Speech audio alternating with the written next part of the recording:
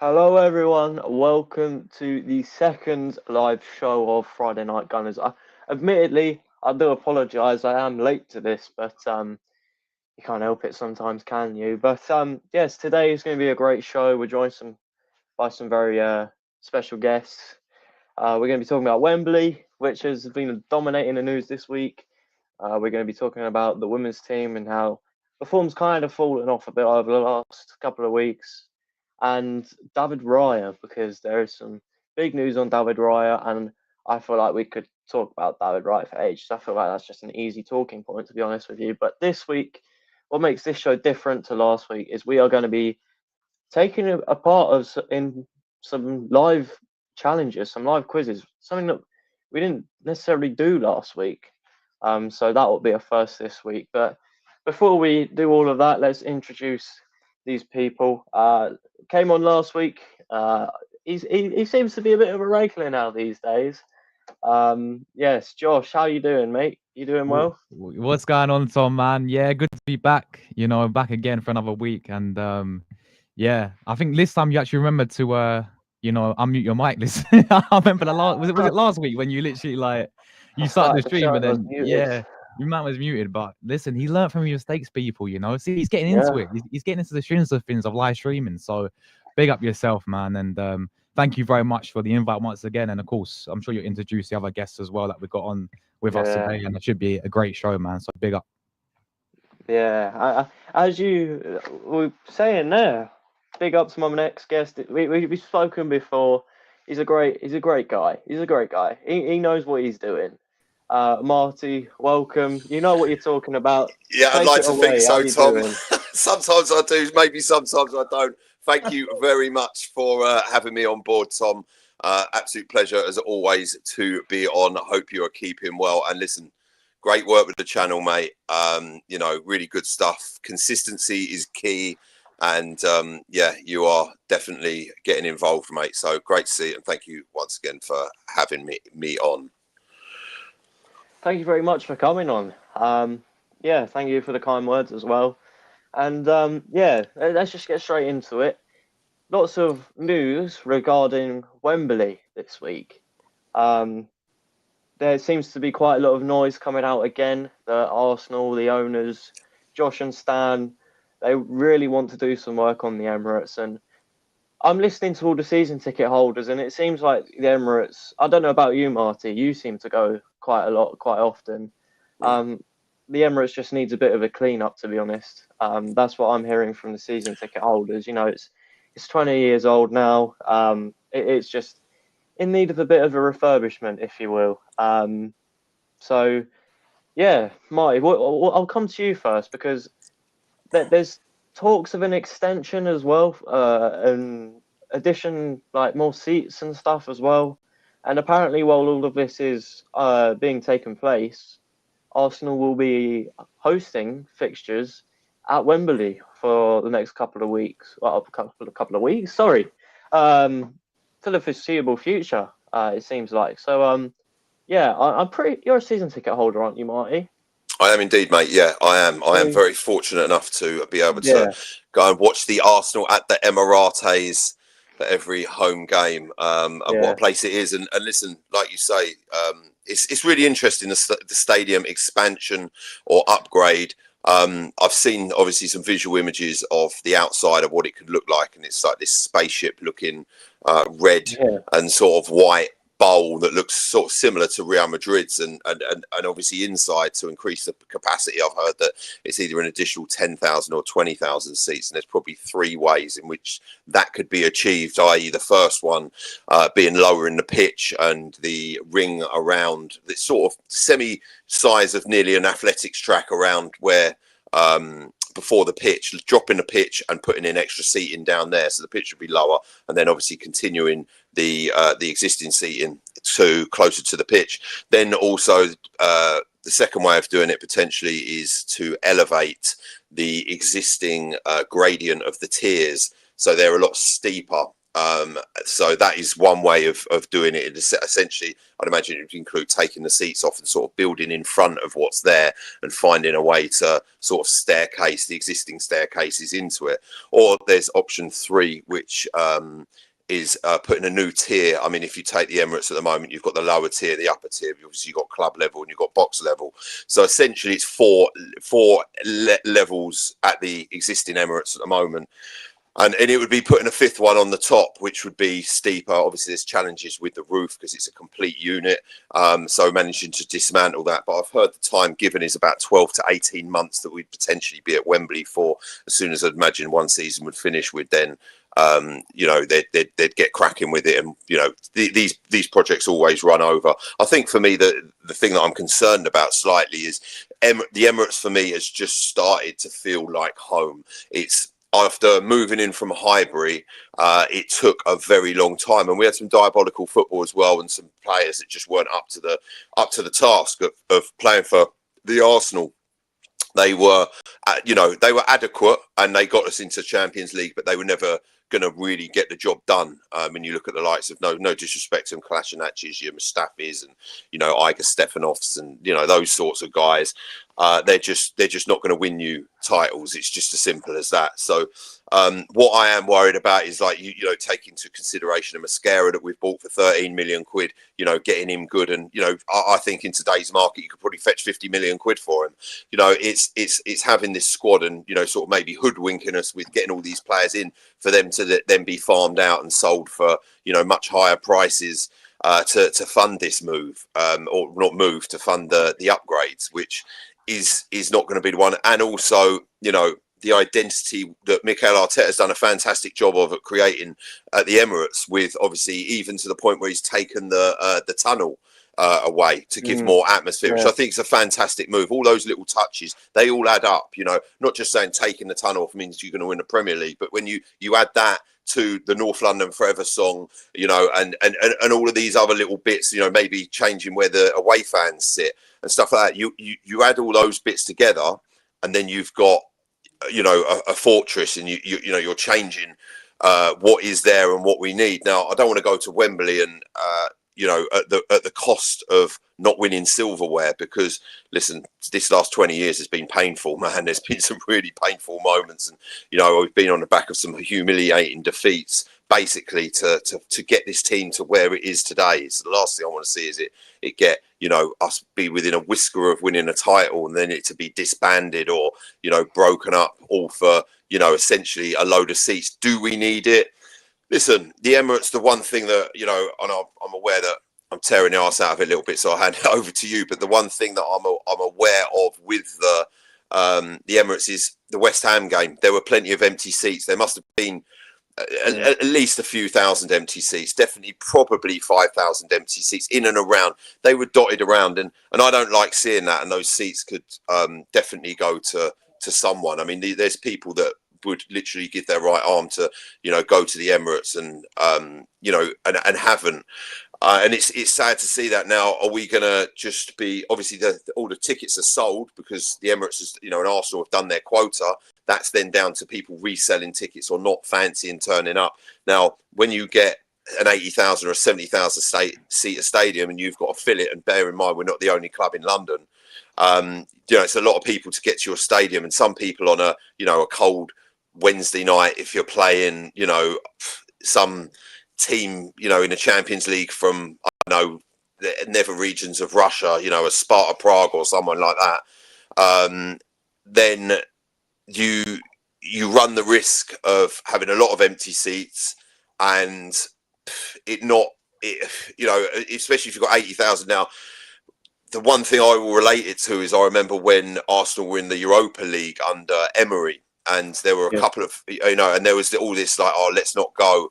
And there were about 25, I remember there 25,000 people or 30,000 people is a lot of people. But in a stadium that seats 60,000 people, it makes it look very empty. It looks sparse, and the atmosphere is diabolical. Also, on that note, the acoustics of the Emirates could really do with it being improved, because I just don't think they are the best. But listen, I love the place. I was talking to someone earlier about Highbury and what a fantastic place that was.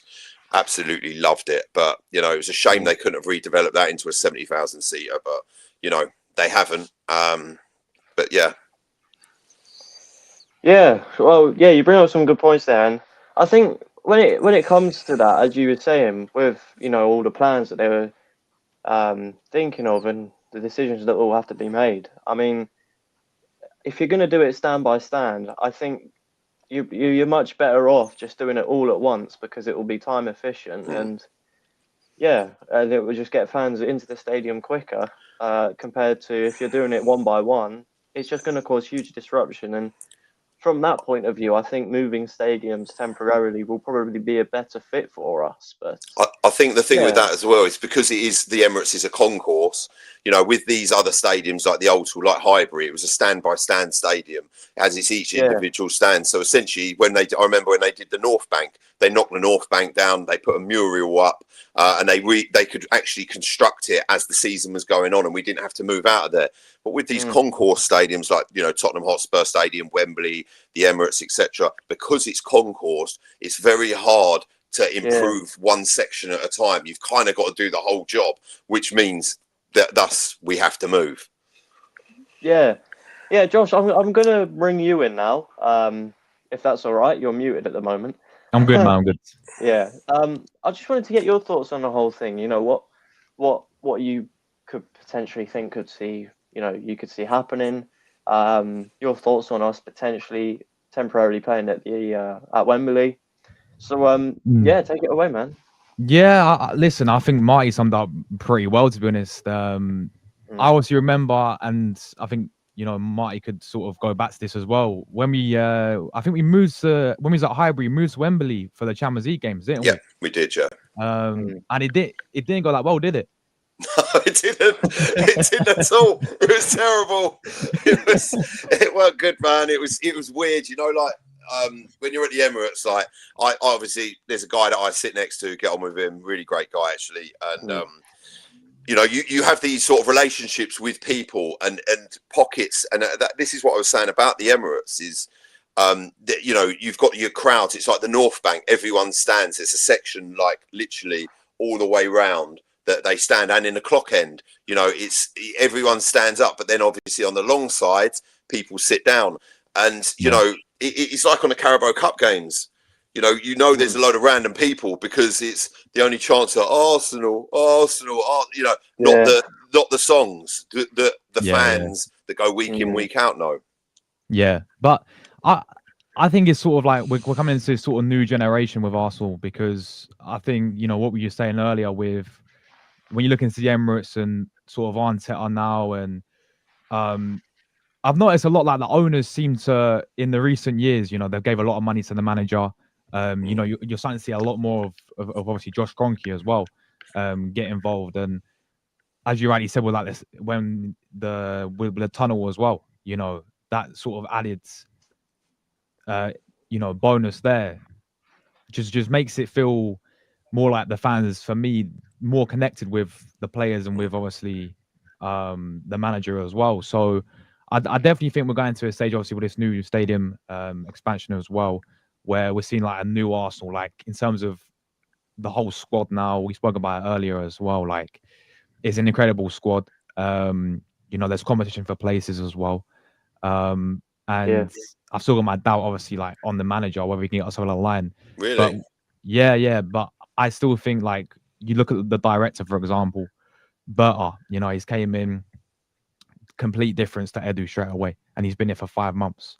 So we've got a new director in charge who's doing the business, and I wasn't even surprised that he's going to come and do the business because, how many years was he at Atletico? He was 8 years, I think.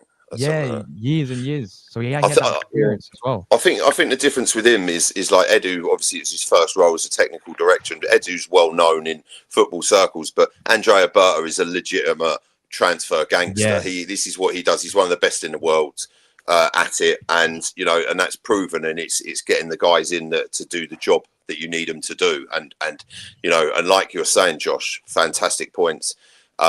What the Arteta thing? Listen, I get it. This season, he needs to win something. He's been given everything he needs to go. But when I look at this Arsenal team, and I've heard all this stuff banded around. You're That's Arteta in, Arteta out. You're an Arteta sexual and all this sort of stuff, you know. And I listen, of course, I see it all, and I think for me, I remember, and I take you back, and I that was a point that I made about going to the Emirates on a freezing cold Thursday evening, watching Arsenal play Ludicrous with 25,000 people there.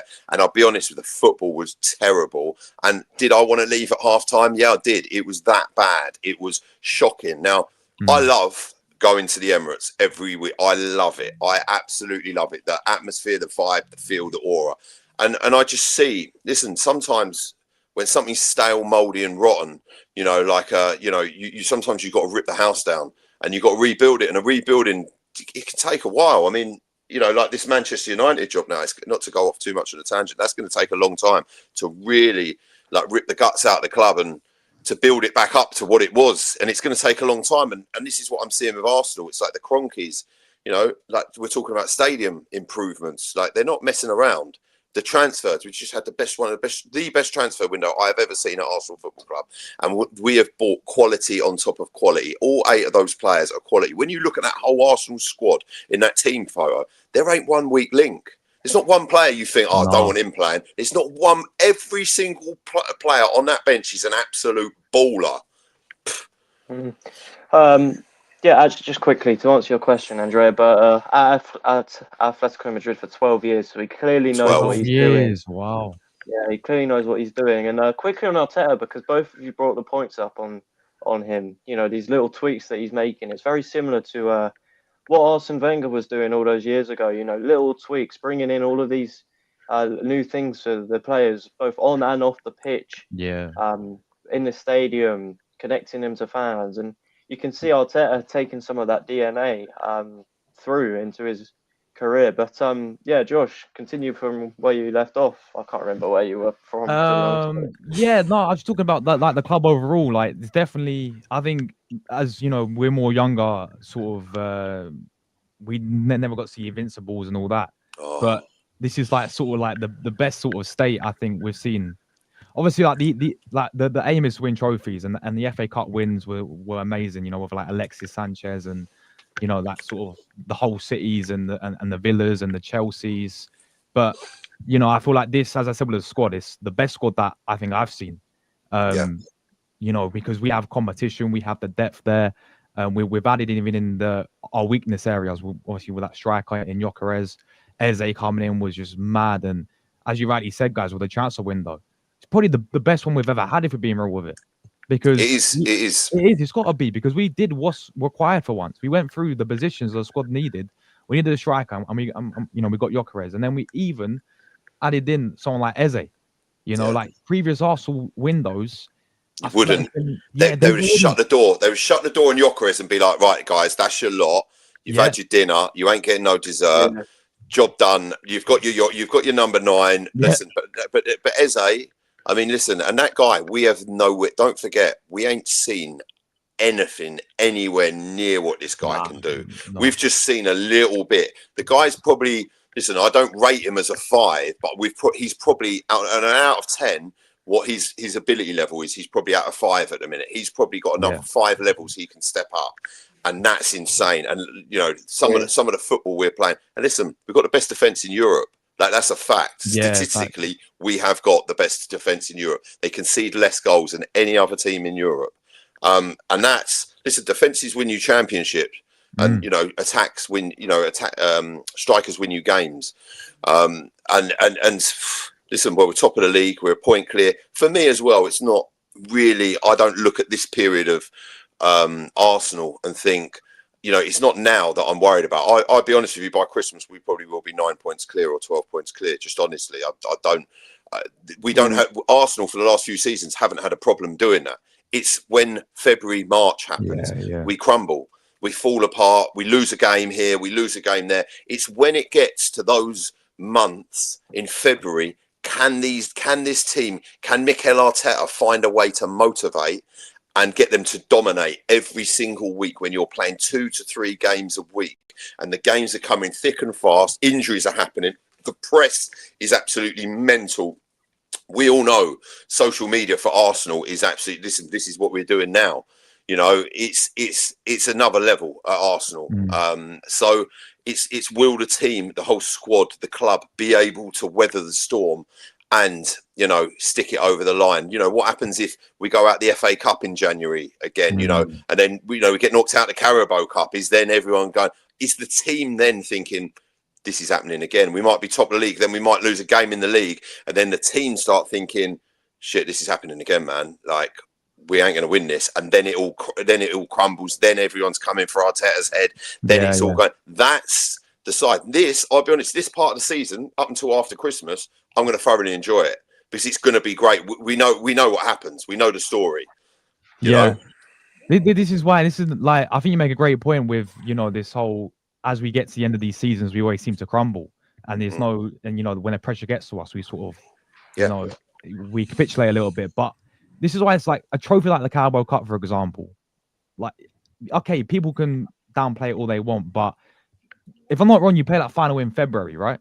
I think it's been like previous seasons. Yeah. If you look into this team together, they haven't won anything together as a team yet. Yeah. So if you're thinking like, you know, we're top of the league, which I agree, I reckon going Christmas, we're going to be top of the league.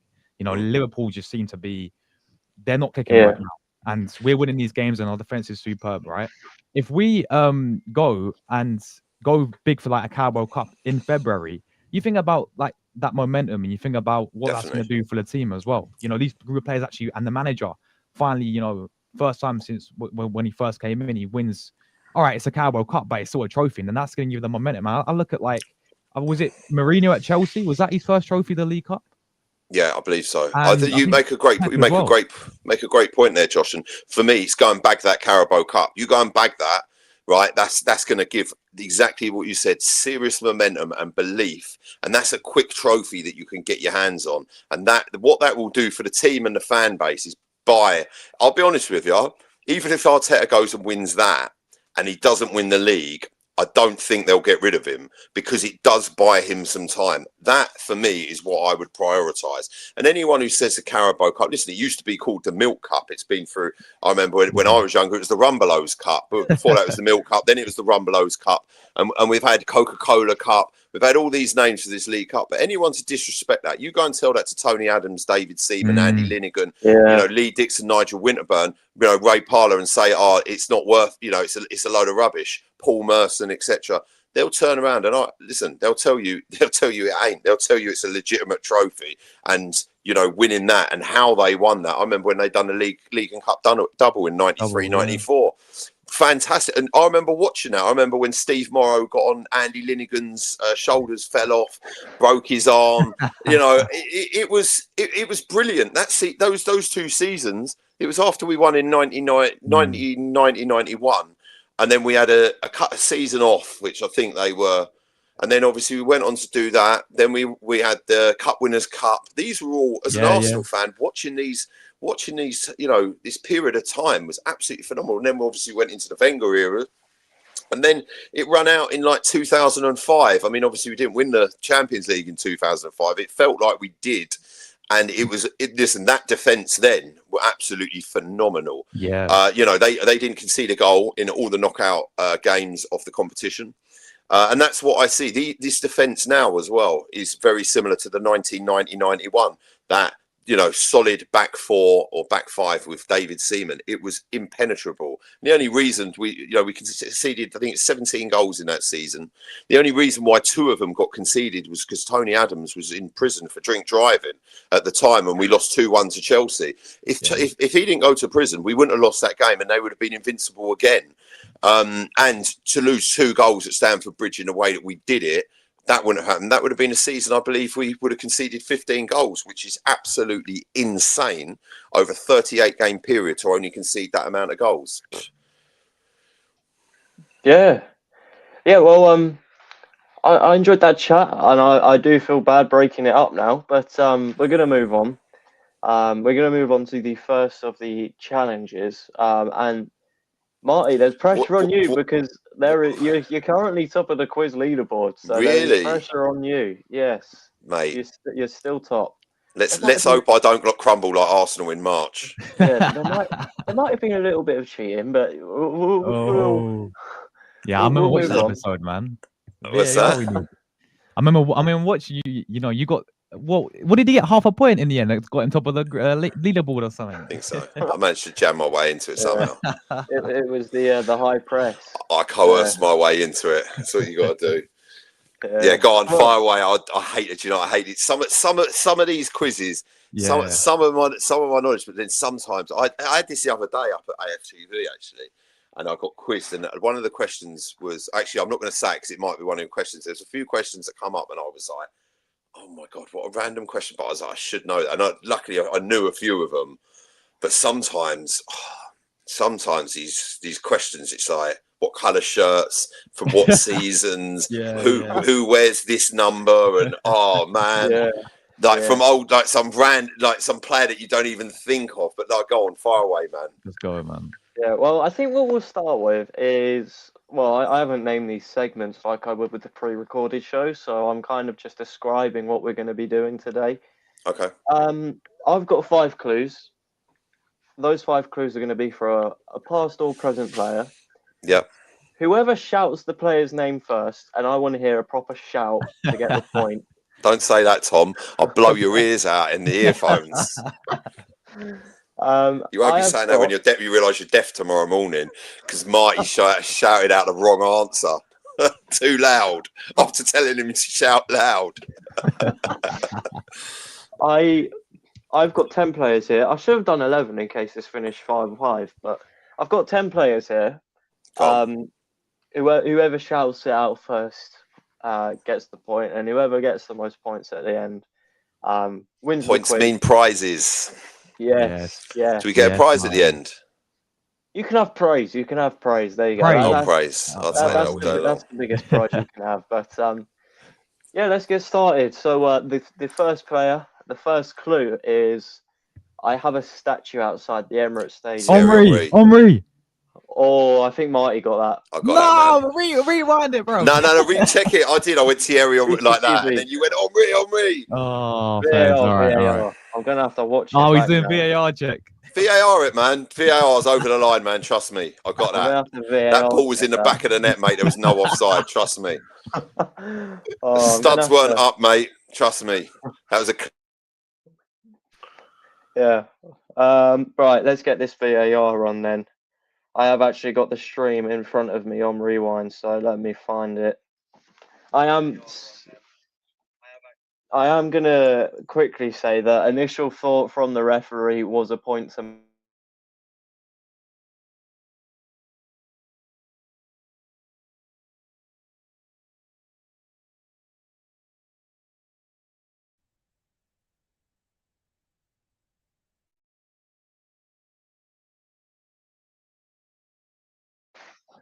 the final decision has been confirmed. We have taken a look at the monitor, and the point goes to Marty. Yeah, fair play. There we go, VAR. I cannot unmute Marty. You're gonna have to unmute yourself. There you go. Well done. First point to Marty there. Thierry Henry was, of course, the correct answer. I have a statue outside. Yeah, could have been a few options. So yeah, but my second player here. Oh, I was known for my battles with Roy Keane. Mike Keown. No. Oh no, Patrick Vieira. Correct. Patrick Vieira. That is 1-1. Wait, hold on. We need to do a VAR check. For what? Because can't be. No. I'll hold my hands up. Marty, yeah, he's still muted. He's still muted. You don't hear him. So you have to do a different question because he could have said it before me, but we don't know because he's still muted. Right. Marty, you can't hear him. And come back in. I think. Can you hear me now? Yeah, we can hear you now. Mate, I got that clear. I went Vieira straight away. I went Vieira, and he went Martin Keown, and I was like, "What, Martin Keown? You're talking about Ruud van Nistelrooy." Yeah, I was thinking. Yeah, mate, that's 2-0. I'm not having it. VAR it. It weren't my fault. My mic was muted, but you can see me go.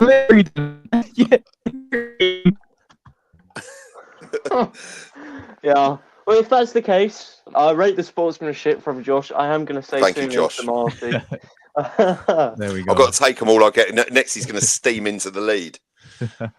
Oh, well, don't play yourself down like that because you're doing well so far. So, my My third player, the first clue is.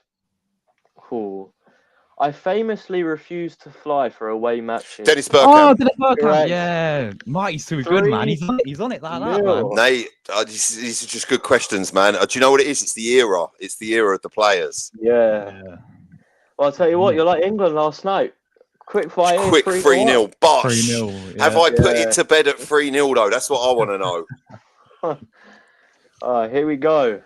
For my fourth player. Oh, I was a part of Arsenal's invincible defence. Sol Campbell. I'm giving that to Josh. Thanks, What? 3. What? No, we need no more VAR check, man. VAR that, man. No, we're getting no VAR that. VAR check. The S come out with Sol Campbell like that. VAR that, Tom. Take it to Oh, VAR. I am. I'm not having it. VAR. I'm not having it. VAR. No, man. VAR it. You got to. It is going to VAR. In fact, let me get the stream. Can I share my screen? We can VAR this. Oh, here we together. go. VAR Yes, check that's live what on I'm the talking screen. about. I mean, Here we go. I will have to mute us. So if, Go if for what it. happened last time happens again, Just make sure that you can hear me before the next question, right? And I'm not muted. Yeah. So we got VAR up on the Oh, here we screen. go. Screen. Here we go. We've got VAR up on the screen. Right. So let's take it away, VAR. Quick fire. Quick 3-0. Bosh. 3-0. Here we go. For my fourth player. I was a part of Arsenal's invincible defence. Sol Campbell. I'm giving that. No, you did Oh. actually say that first. I'll give that to you, Josh, all day long. Yeah. Yeah. I can't unmute Josh now. This thing. Right, Yeah, that was man. Josh's. That was Respect, clearly man. Josh's. Yes. 3-1. Let's go. 3-1. Come back He's on. pulling it back. The yeah, comeback I have is on. VAR. Ramatada and all that. It's on. Yeah, so I have VAR open so if we need it again, which I'm guessing we probably will. I think we might, mate. Yeah, it is there if we need it. So, my fifth player.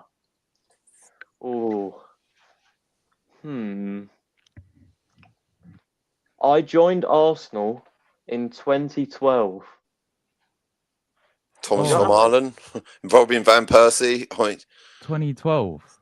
You don't have to guess straight away. Just remember, I've got 5 clues and I haven't had to All use right, more than what, one. I'm afraid. Can we ask questions or you give us another clue?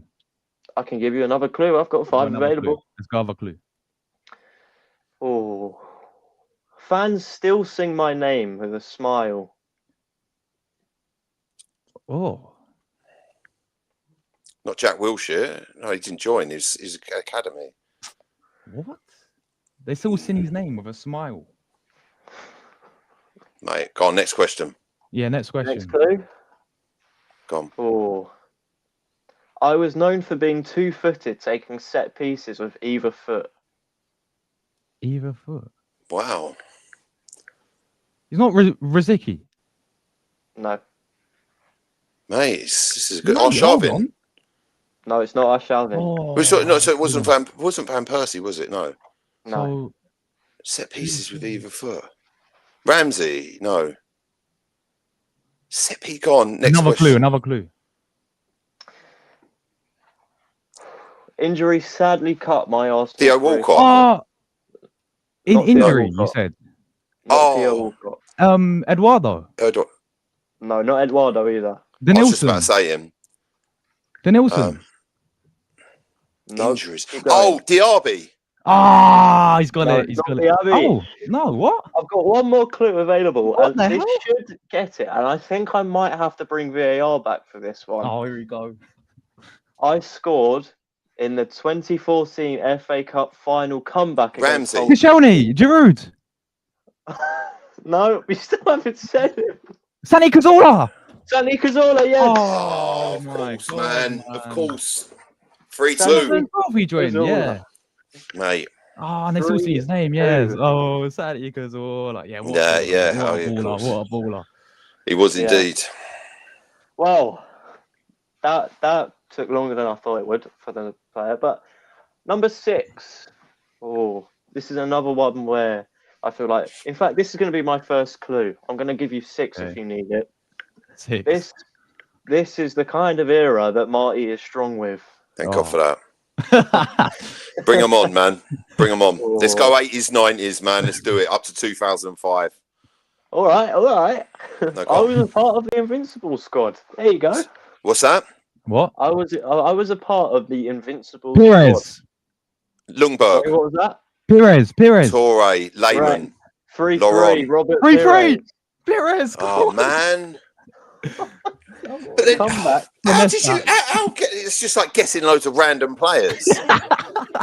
Basically, just going through the first 11.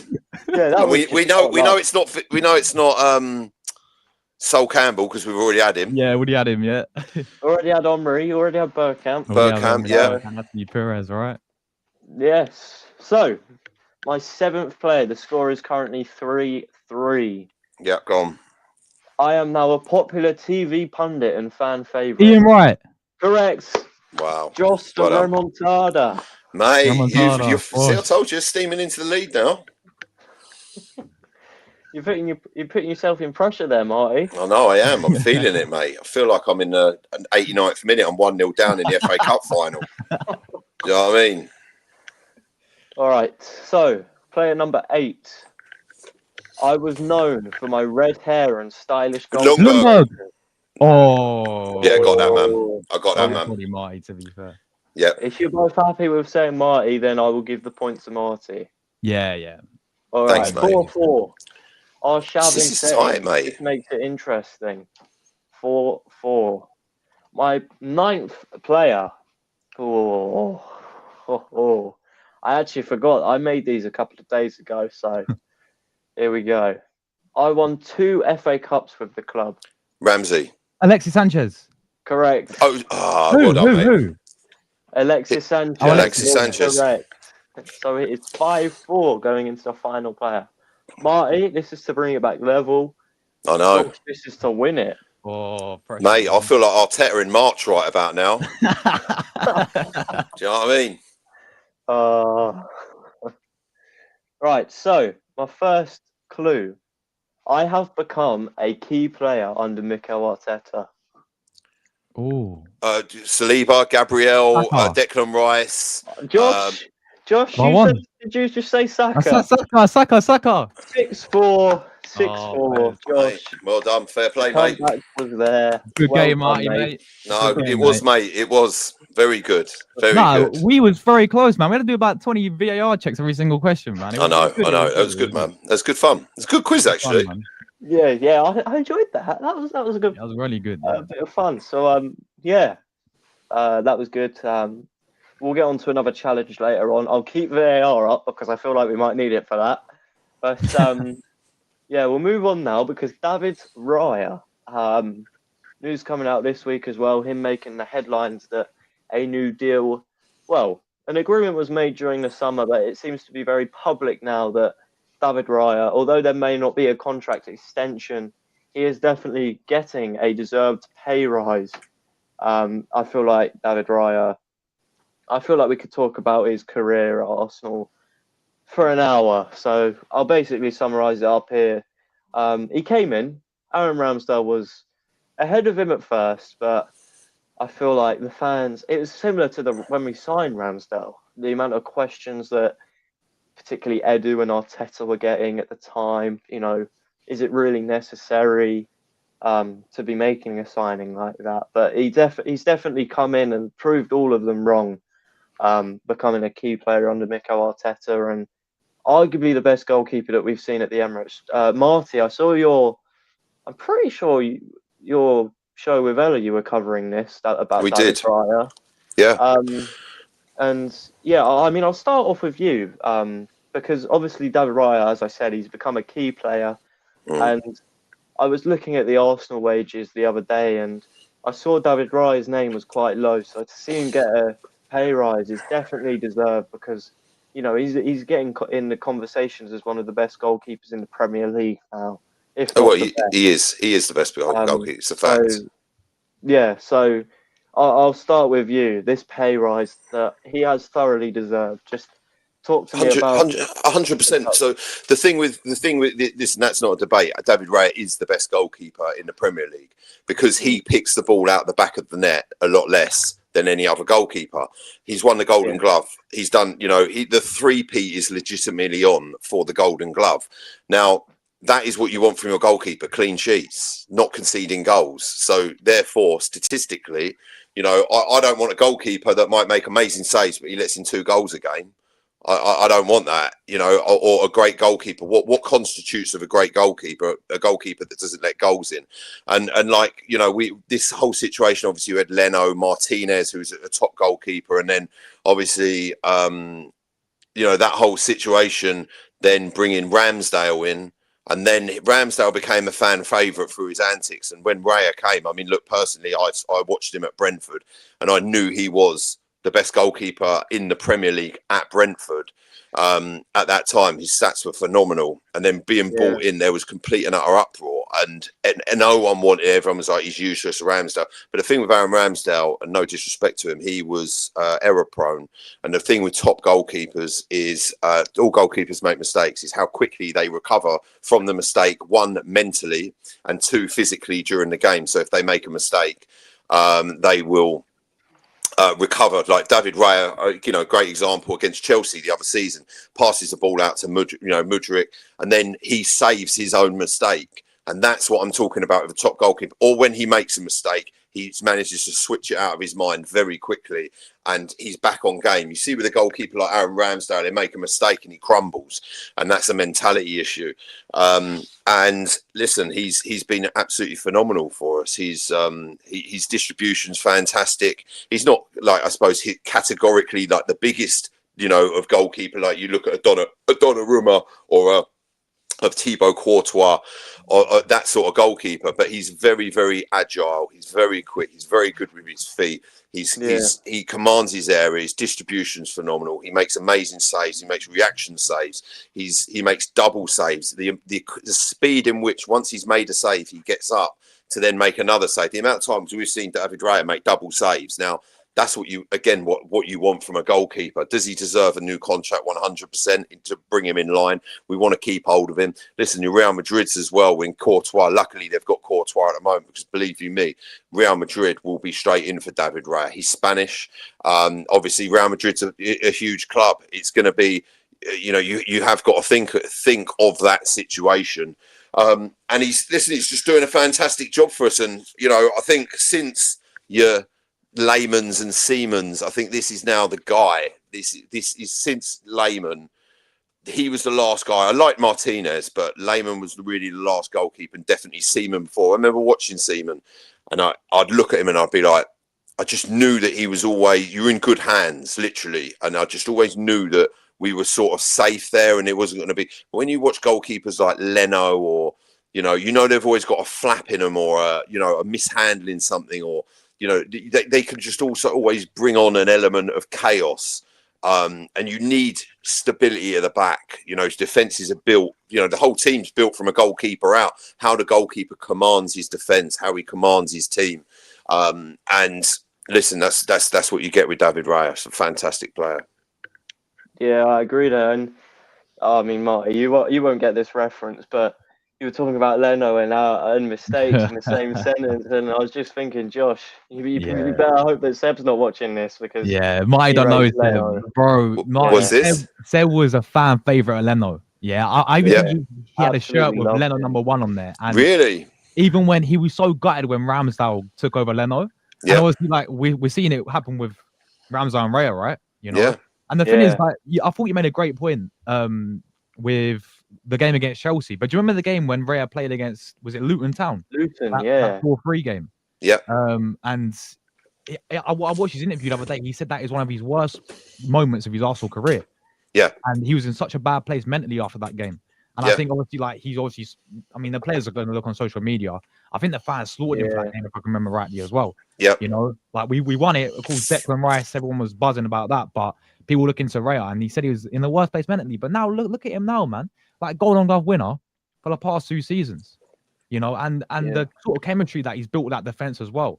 Like, I think you can all tell that they all trust him. And you know, he deserves his pay rise 100%, man. He's been absolutely phenomenal. You know, some of the saves that he's made, you know, even in the big games as well. Like, I think he turns up in the big games, especially the past couple of seasons, and we actually look at him and we say, you know, if it weren't for Raya, we would have lost. These He's are got the actually threat. his gloves Oh, as he's well. actually got the gloves, man. Wow. Yeah, actually, Hold on. Look at I that. think I saw on your Instagram He's a got the picture Spanish of flag as you. well, man. These are fresh out the Emirates. Wow. Like, Did he wear what? These are Was David it? Raya's gloves. Did he wear it Wow. in a game? Yeah, so they after the Liverpool game, I sit 4th row. Yeah. And my daughter had a sign. I used to tell her to, obviously she's a goalkeeper and I was a goalkeeper, and she loves David Raya, understandably. And I said to her, I said, take a sign, put Raya, can I have your gloves, please? Obviously she's a, you know, at that time she was 10, you know, girl, and obviously David Raya's very good at, obviously he was aware that Raya was a fan, Ramsdale was a fan favourite, and he's done a lot of these sorts of things. And anyway, she's there holding it, and I could see, I just knew he was coming. Few people that were there like Raya as well, because they wanted to give it, and he come over, he spotted us, and I was like, quick, got the phone out, and came over, gave them to her, said hello, had a picture with us, and you know, just a quick sort of chat, you know, very brief, and just said, you know, it was great, it was fantastic. And then obviously she was over the moon, and obviously everyone was there, was like, oh, you know, you've got David Raya's gloves, and yeah, it's crazy. And you know what? They're great gloves, actually. They're really, they are. So I put them on. She was like, no, don't use it. I threw a few balls around with them, and they're absolutely brilliant. And I'm going to get them actually framed and put with the picture of me, her, and him, and get them in a box. I'm moving into a new studio in a couple of weeks, so all this stuff at the back will all be sorted, lighting will be sorted better, and I'm going to get them in a box. And there's another shirt that I'm going to get sorted. So yeah, it was it's, you know, I love all that stuff, meeting players, and you know, all that sort of memorabilia. It's just, it's what, you know, it's nice to have. It's what football's about. It's special memories, special moments, and you know, and good stories as well, right? Yeah, I mean, you say that's what football's about, but I feel like that's Arsenal tradition. That's class. You know, that's what we're all about. And I feel like that's a very good point with David Raya, with pressure. You know, pressure. When Ramsdale was here, you know, he was a fan favourite. Even when he was on the bench, he was still getting his name sung from the fans. So yeah, that's great to hear. And we've got a question coming in. Big up, guys. If we move to Wembley, is there a plan for the women's team? No way we can go back to Meadow Park. We have 17,000 season ticket holders. I think Meadow Park, you know. Well, yeah, I mean, to start with, 17,000 season ticket holders. This is the first year where we've been properly at the Emirates. So that in itself is incredible. And I mean, if we're moving to Wembley, I mean, well, you're probably going to have to look at Wembley for the women's team as well. And yeah, they will. I'd imagine they will, because like they're doing a good job in getting huge numbers into the Emirates. There's not any other stadium that can really accommodate those sorts of numbers. So I think it'll have to be Wembley. The only thing, I mean, it'd be great if they could, you know, near on fill that out. It'd be absolutely fantastic. But the problem with those bigger stadiums is, if you don't fill them out, like Wembley's 90,000 seats. Now that could potentially be, if I was in, you know, Arsenal Football Club, I'd drop the ticket prices down to slightly to fill it, and to make sure that people can experience it. Because, you know, like I was saying, you know, you're in Wembley with 60,000 people. It feels half empty, which is nuts, because there's 60,000 people, which is huge, insane numbers. But in a 90,000 seater stadium, it's a third full. And, you know, also you've got to bear in mind, there's the fans that, you know, it's getting the fans together to sing together. It's like a bit disjointed. It's not really your home. You're just renting. It's like renting it's a hotel room, really, just for a short space of time. And listen, it's going to be interesting. Yeah, just out of curiosity, I've done a bit more research, and Meadow Park, which is obviously where the women are Josh, you'll have to correct me on this one. Are we playing all the league phase home games at Meadow Park? Yeah, it looks like it. Obviously, we played the Yeah. Lyon game there on Tuesday, which Oh, is did you? frustrating, man. Yeah, I I don't know. understand. I don't get it International break. either. Why are they not playing at the Emirates? I thought know. the league games. I thought the women's league games were at the Emirates. No, the WSL are all at the Emirates. Yeah. But for Yeah. Champions League, no, Champions League they're putting wow. and you think it's Champions League, like we're the holders of it. You put us Yeah. at Meadow Park with all due respect to Meadow Park, but But, it's like why not have it at the Emirates, man?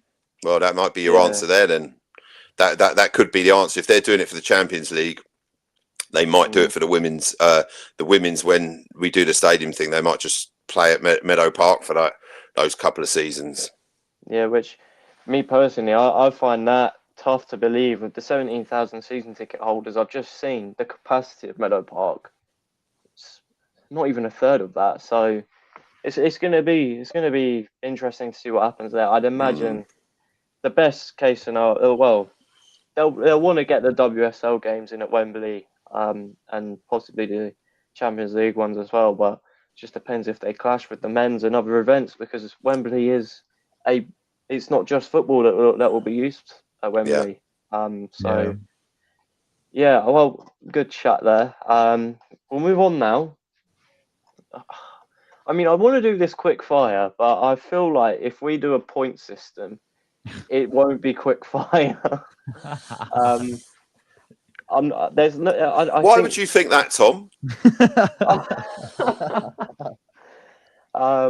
We have just, for anyone new watching, we have already completed a challenge, and that was something. We'll do a quiz. We're going to do a proper quiz now, like questions and stuff.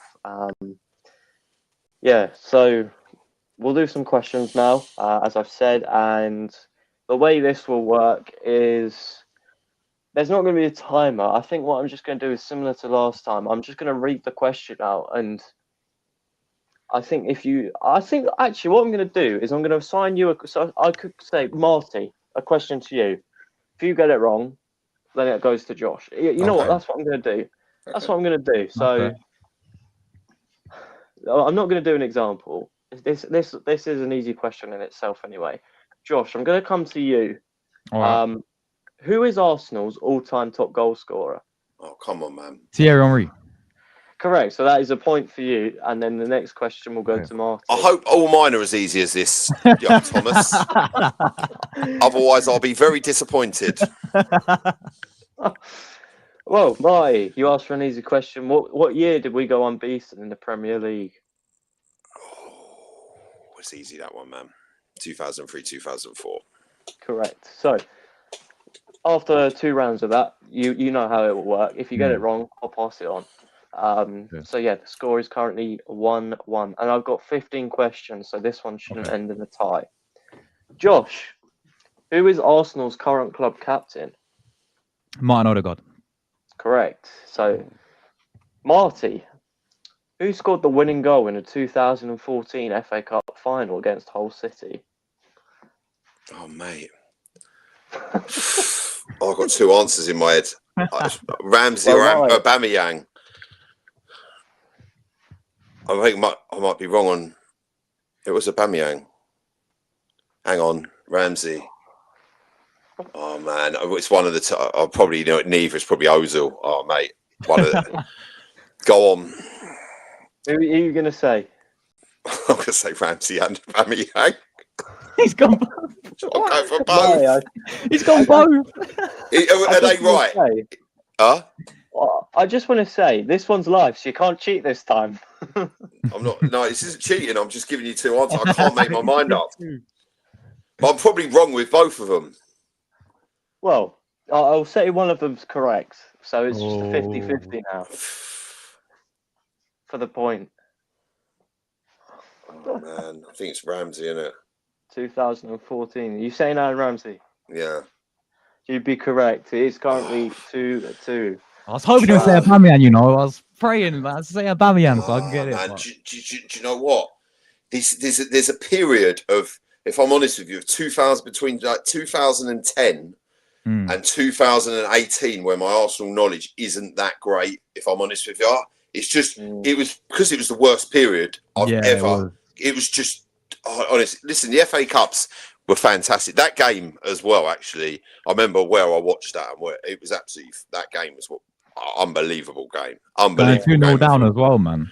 I know. It's unbelievable, that game. It really was. That was the best thing as an Arsenal fan. I remember being like, oh my God, to whole city. And I was like, my dad at the time, God bless him, he was a whole City fan. Oh wow. Oh mate, yeah, mate. Oh, don't. It ended our trophy drought as well with Wenger, didn't it? That FA Cup. Yeah.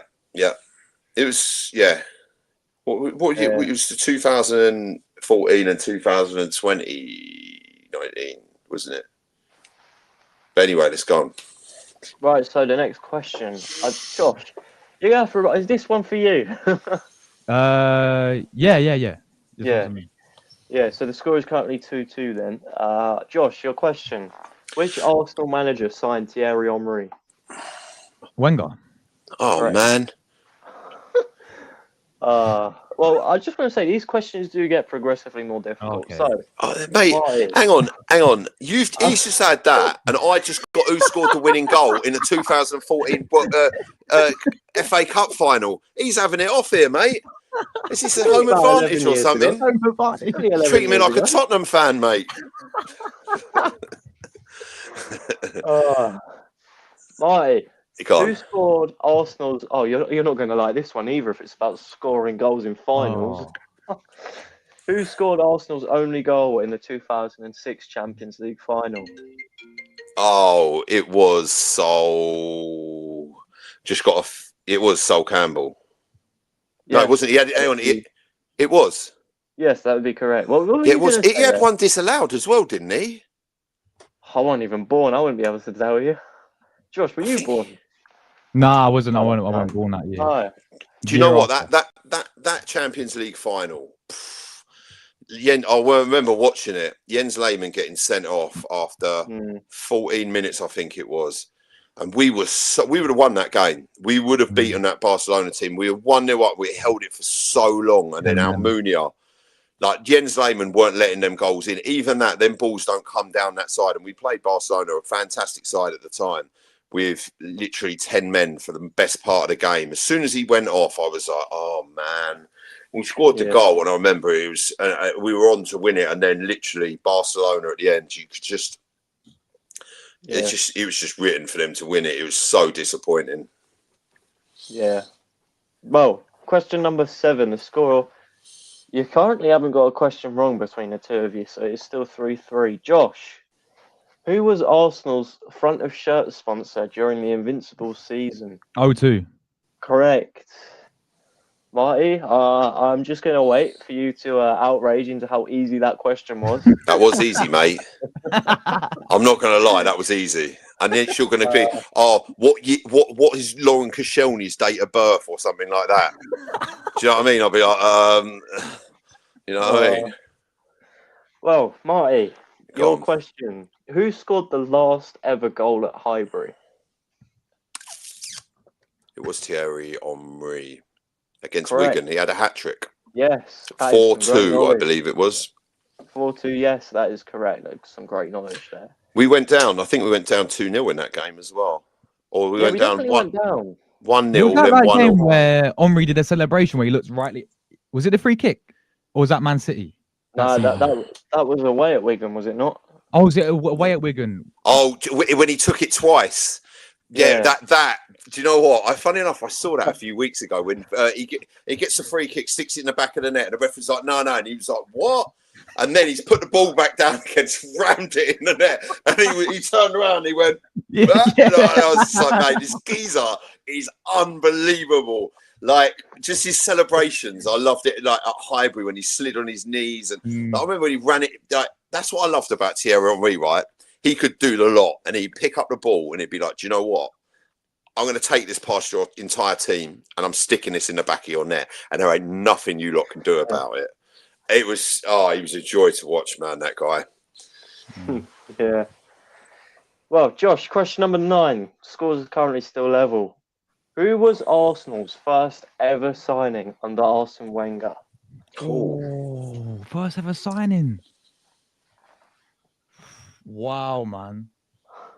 These are the difficult questions. Yeah, this one I'm struggling on, to be fair. Damn. Do I not get a clue or have I got to pass it straight over? I'll tell you what. I'll give you a clue because I'm Go on. feeling kind. Legend. Well, in my answer here, I've put signed before Wenger officially joined, so it was in 1996. It's not really much of a clue, mate, to be honest. No. I mean, listen, the next clue might as well be, and he signed for Arsenal as well. Yeah. Love it. Wait, is that actually the clue? Well, yeah, that's all I have. I shouldn't have said anything, to be fair, because now I couldn't get a clue. His initials are. Don't give me ideas, Marty. Was he a striker, Tom? No, he wasn't a striker. Midfielder? Yes. That's Mate. all I'm giving you. That's all I'm giving you. Mate, I know this as well. Oh, Josh better get it right then. I'm pretty sure I do. I hope I do. Anyway. I'm just gonna guess. Anelka. No. Not Anelka. Marty, take it away. I believe, and I hope, Patrick Vieira. Correct. It is indeed. PV. Patrick Vieira. We signed him for 9.1 million from AC. Was it AC Milan? Yeah, it's AC Milan, wasn't it? I think it's 9. Was it 9 or 3 million? One of the two. What a player he was. Arsenal pay for. It was 9 million or 3 million. One of the two. So what was it? AC Milan. God, not Fabio Vieira. I don't really care about him, mate. Where's Patrick? Where's Patrick at? From Prison Break. 3.5 million. So 3.5. 3.5 million signed Patrick Vieira from AC Milan in August '96. That's it.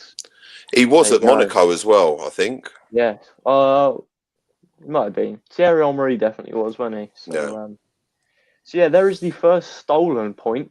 When did Wenger sign Anelka then? Was it the season after? I think it was, yeah. It was 97, I think. 97 or 98.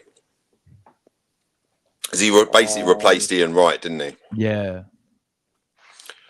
And he signed him, and then Wright went, and then he was going to be. And then obviously we sold him to Real Madrid for 25 million, I think it was. Yeah. Nicolas Anelka joined the year after. 97. So, there you go. So the first stolen point there. Josh is on 3, Marty's on 4, but this is to go 2 up. Hey. 2 up. You're getting your revenge here, Marty. He's getting revenge, mate. I'm trying. Don't say I haven't done it. You haven't got it over the line yet, mate. Which Arsenal player won the Golden Boot in the 2011-2012 Premier League campaign? Oh, you're killing me out here, mate. That is a question. Scoring 30 goals. Oh, mate. I know this as well. I do actually know this.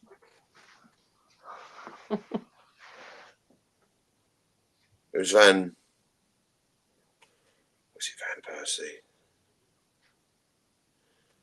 Oh, there's either Van Persie. Van Persie. Or Adebayor.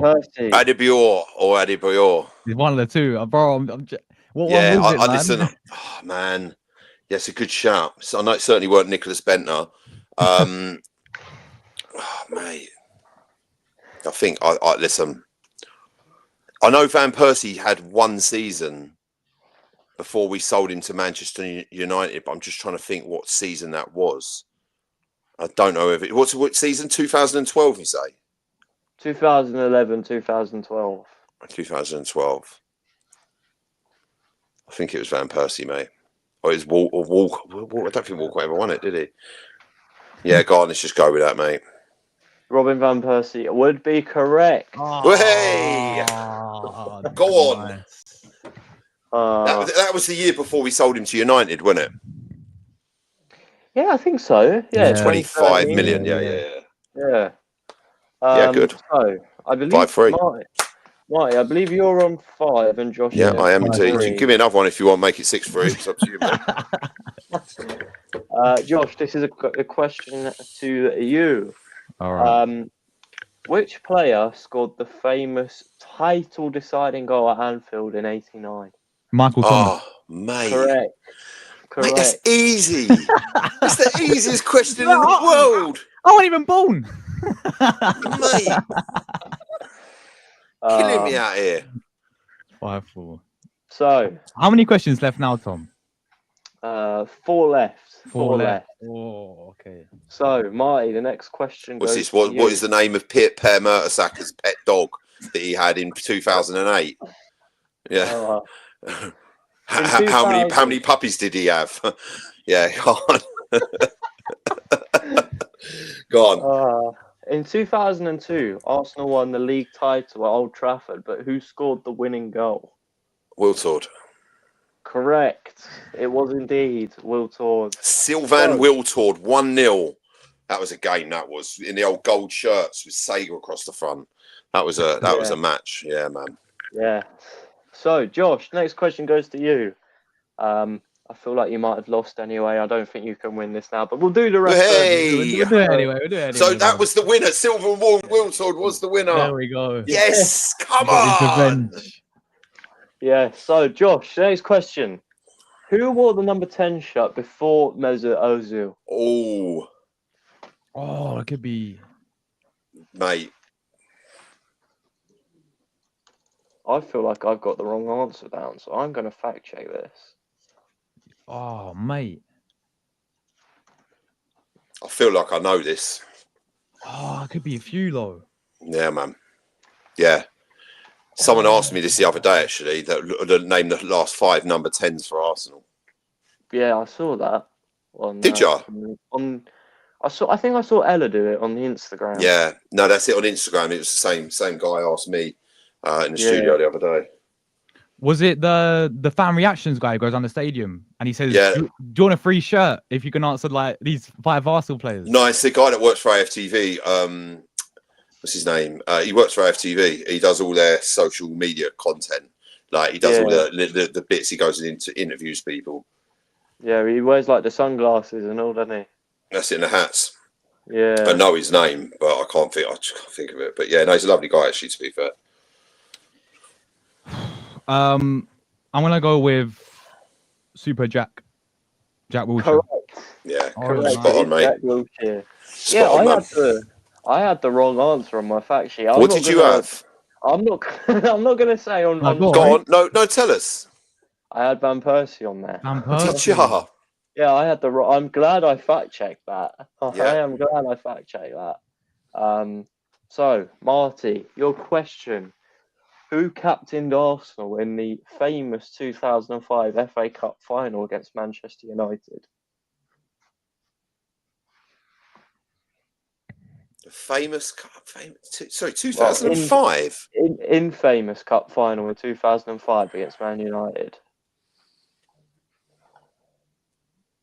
Oh, mate. I think it might have been. It's either going to be. Oh, mate. 2005. It's either going to be Henry or Sol Campbell or Vieira. No, Vieira wasn't there then. What year did we sell Vieira? Oh, mate. No, it wasn't. 2003. Oh, mate. It's one of those 3, isn't it? Tom. Is it Tom? I'm gonna let you pick a player out there. It is one of those 3, isn't it? Yeah, it is Tom, isn't it? It might be. No, it is. Come on. Yeah, Vieira. Listen, I'm just gonna. It's Vieira or Henry. Are you gonna say? I'm not. Well, Vieira was the club captain, so listen, I'm gonna have to go Vieira. Vieira is the player that I've got on my answer sheet. Thank So God I for will that. give you the point. Thank you, mate. What's this 7-3? Steaming out in front, mate. Oh, 7-4, 7-5. Trying to dock you points, Josh. Do you know what I mean? Got to be careful here. Got to be careful here, mate. Well, this is the final question. So you could get the Arsenal Reading score here.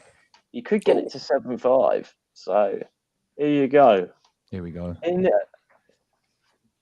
In the 2004-2005 season, Arsenal lost their unbeaten run to which club? Oh, Man mate. United. Oh, come on, It is Tom. indeed. Oh, mate. Jesus Christ, man. Oh, mate. Oh, Tom, you're killing me out here, mate. Oh, mate. You might as well ask him, what's the first letter of Arsenal? You know, what's the first letter of Arsenal Stadium?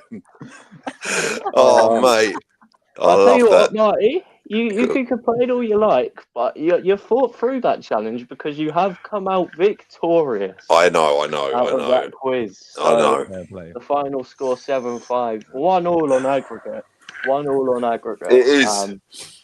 Unfortunately, I don't. Is there another quiz, a final quiz to decide No, unfortunately, I don't have anything else. But it? Oh, I suppose there is something we can do towards the end of the show that I'm thinking about at the moment. But I want to talk about the women now. Quickly before we potentially wrap the show up. It's been great having you lot on, by the way. Thanks for coming on. Thank you, mate. Likewise, it's been an absolute pleasure. I do want to talk about the women quickly because recently, in the last couple of weeks, there has definitely been a significant, I think it's fair to say, drop in form from Renee Arsenal and her girls. So yeah, Josh, I'm going to come to you first. I mean, for me personally, I think she's getting the team selection wrong. I don't think she's playing her best players. I think it was a very questionable decision, especially the weekend just gone, dropping the likes of Katie Reid and Frida Marnham and players like Kelly as well got dropped. She definitely dropped Kelly. Was Olivia Smith? Olivia got dropped. She got dropped the Lyon game for some reason. Oh yeah, that's it. I'm getting mixed up between the two. Look, but yeah, I'm going to come to you first.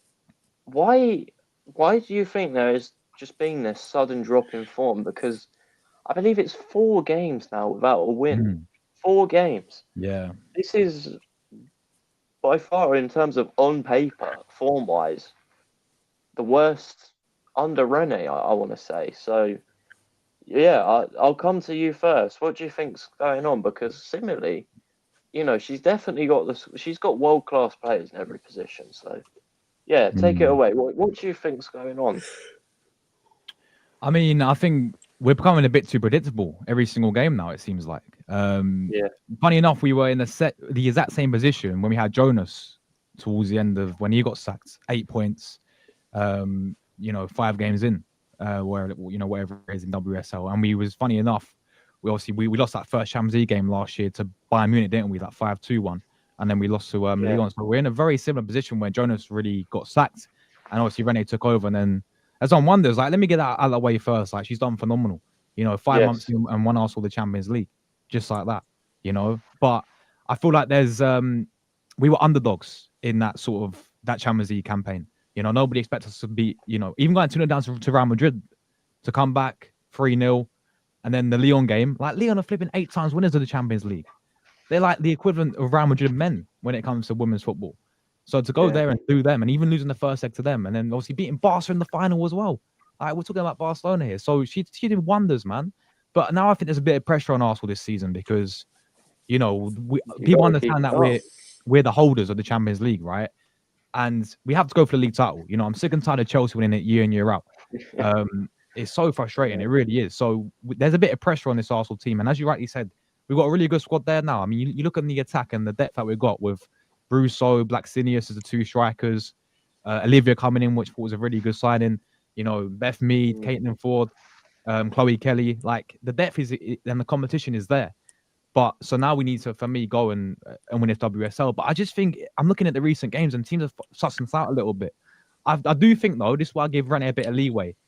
And it's one of the most important players to the team. Like when we have no Leah Williamson, obviously she got that injury, it's played a huge effect.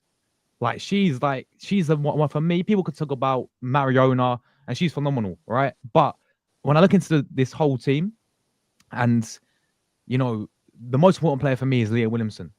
She's the one who guides that back four. She's like the leader in the team for me. And when you don't have her, it seems to all fall apart a little bit. You know, she's having to rely on 18-year-old Katie Reid to come in. You know, not a lot of experience, and she's played well, but she's no Leah Williamson. I think that's the key really there. But I think we've been really sussed out. You know, 4 games now without a win.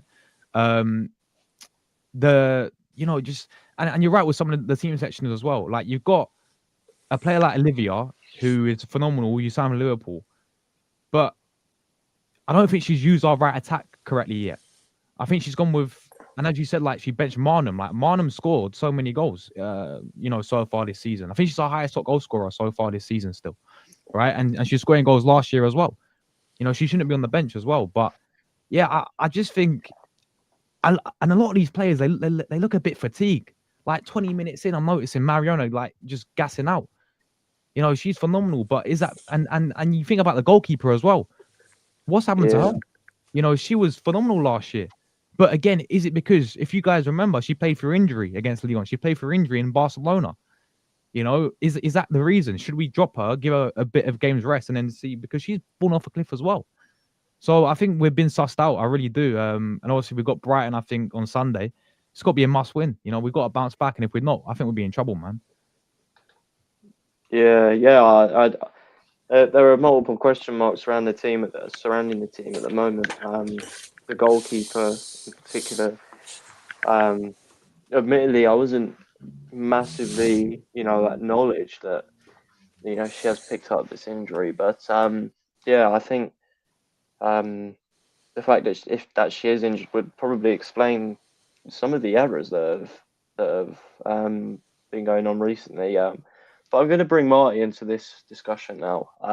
Marty, this will be a first for me, actually, talking to you about the women's team in particular. So take it away. Like, where we've been seeing like the men's team, like Arsenal men's, all this success earlier on in the season, going to these big away grounds and still coming out top of the league going into this second international break.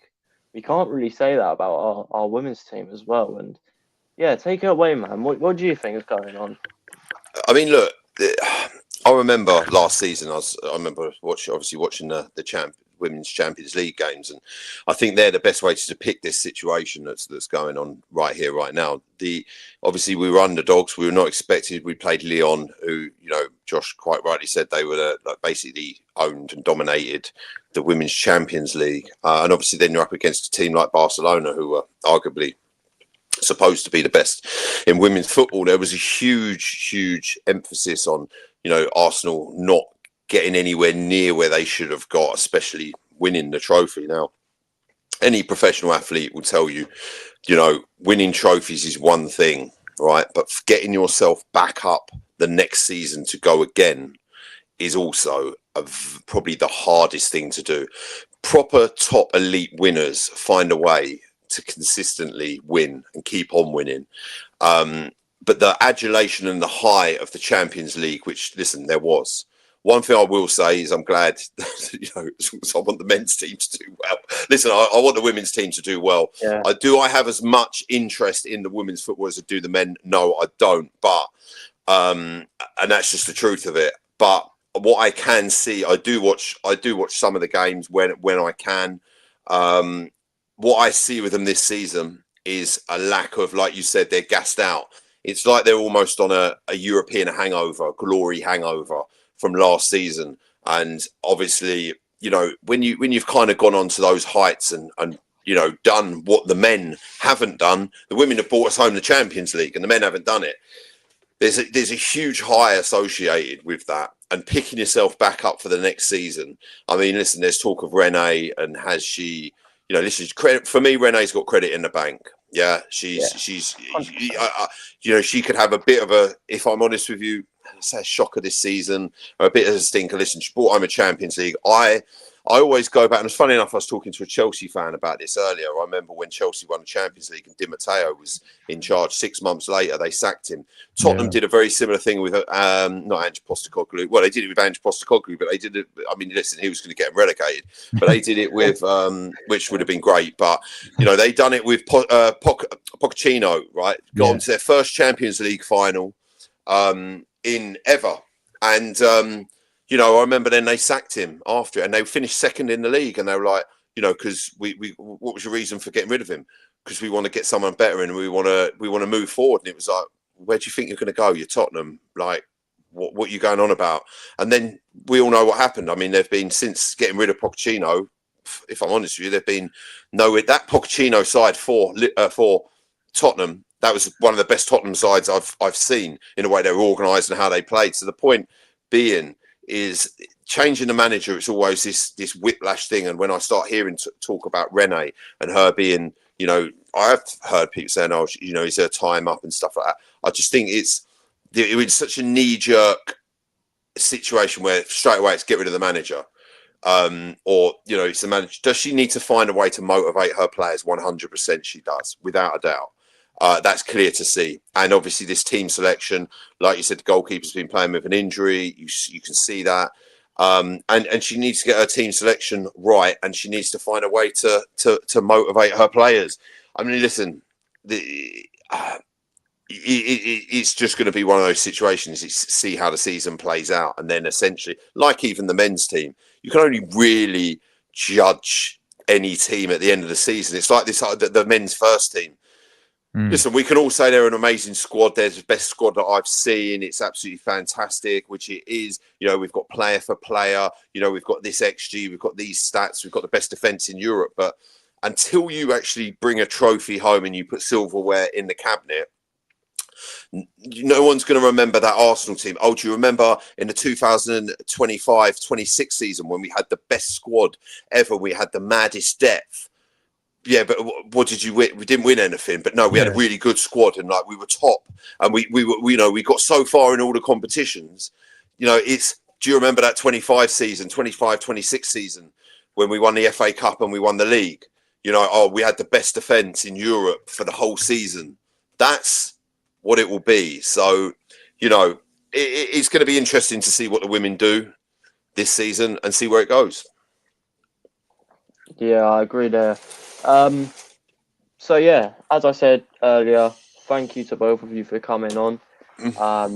It does mean a lot to me. And we're gonna wrap it up by talking about the weekend. Obviously, it's the international break. Absolutely boring, so we will not be talking about England. However, the women do feature this weekend. They have got a WSL fixture, hosting Brighton. Brighton, we'll just go over them quickly now. They've got a couple of Arsenal loanees. Rosa, I'm going to get this name. Rosa COYG, I believe, and Michelle Adjumang, who, of course, provided absolute magic at the Euros for England during the summer. It seems to be that they've both started the season relatively well. In particular, Rosa COYG. I don't know if they'll be eligible to play this weekend if they're playing against Arsenal. And no, they won't. They're not allowed. No, they're not allowed to play. So, in particular, I'd say Rosa COYG. That's quite a big loss for them because she looks to have started the season quite well. But yeah, I suppose here is the decider, people. Predictions. Whoever's closer in this predictions wins the show. There you go. So let's just keep it quick fire. Josh, what's your prediction going to be going into this weekend? 3-1 Arsenal. 3-1 Yep. That's good. That's good prediction. Marty? 2-1 Arsenal. 2-1 to the Arsenal. I like being different, so you're going 8-0, right? I'll keep it. I'd say 3-0.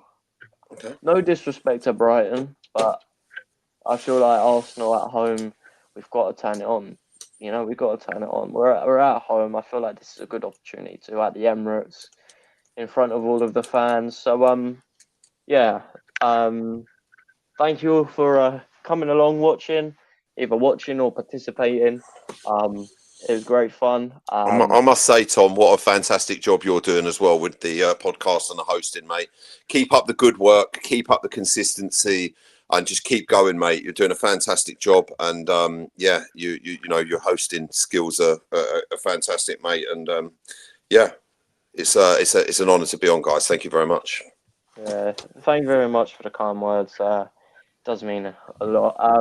Check out Marty's work on AFTV. He likes to praise me as a host. I'm going to do the exact same. Thanks, Go mate. and check it out. Incredible content. And Josh, I'm pretty sure they'll all know where to find you.